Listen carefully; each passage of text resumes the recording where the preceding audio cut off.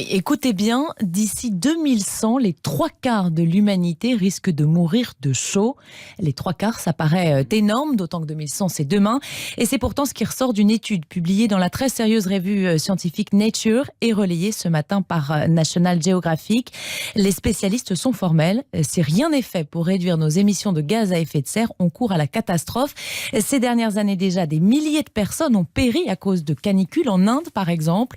Le nombre de vagues de chaleur faisant plus de 100 morts a ainsi été multiplié là-bas par 2,5 en 50 ans. Et pourtant, la température moyenne en Inde n'a augmenté que de 0,5 degrés au cours de cette même période.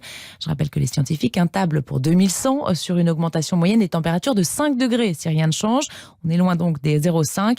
Des scientifiques qui regrettent de voir que le phénomène n'est pas vraiment pris au sérieux. En 2010, rappelle l'un des auteurs de ce rapport, la canicule de Moscou a fait 10 000 morts, celle de Chicago en 95, 700 morts. En Europe, la canicule de 2003 avait fait 70 000 victimes. C'est 20 fois plus, dit-il, que le nombre de personnes tuées dans les attentats du 11 septembre. Je ne comprends pas, conclut-il, pourquoi la société ne s'inquiète pas davantage des dangers que cela implique. La température